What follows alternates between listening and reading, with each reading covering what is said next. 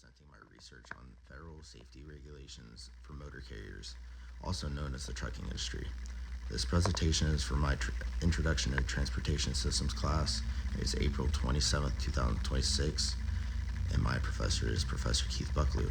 The agency responsible for regulating motor carrier safety in the United States is the Federal Motor Carrier Safety Administration, or FMCSA, which operates under the U.S. Department of Transportation. Why I chose this topic. I chose motor carriers because trucks are the backbone of the American economy. Nearly 70% of all goods in the United States are transported by truck, from groceries to medical supplies, but trucks share the road with everyday drivers. Safety regulations directly affect every single person in this country. Understanding these rules is critical to understanding how transportation operations work on a national level. Rules. Let me walk you through the most important safety regulations governing motor carriers today. Hours of service rules. The FMCSA is currently running HOS pilot programs in 2026 to test the new flexibility options for managing driver duty periods and rest breaks, including a program that allows drivers to pause the 14-hour driving window for up to 3 hours.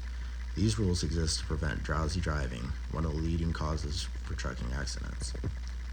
Electronic logging devices. ELD requirements fall under Part 395 of the Federal Motor Carrier Safety Regulations, which sets federal standards for out-of-service record keeping.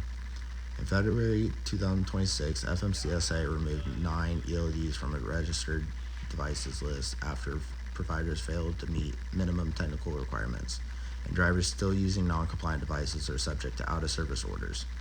This means the trucker can be pulled off the road immediately if their device is not certified. English language proficiency. As of May 2025, FMCSA made English language proficiency violations an out-of-service offense.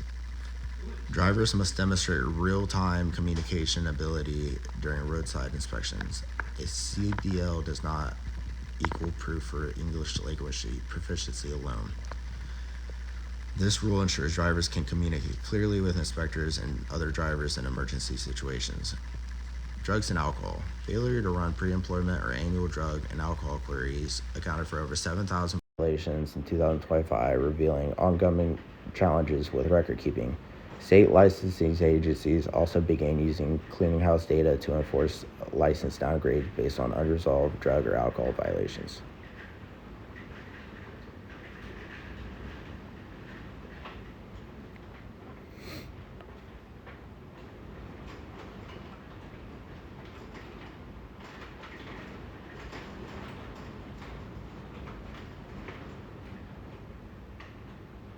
Hang on one moment.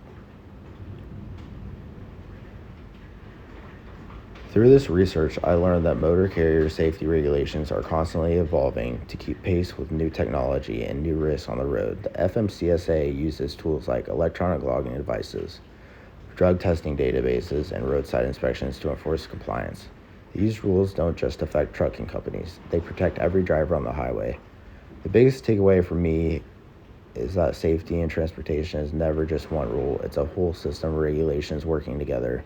From how many hours a driver can be behind the wheel, to whether the truck's brakes work properly, to whether they can communicate in an emergency. All these rules exist for one reason, to save lives. Thank you for watching my presentation. And here are my references.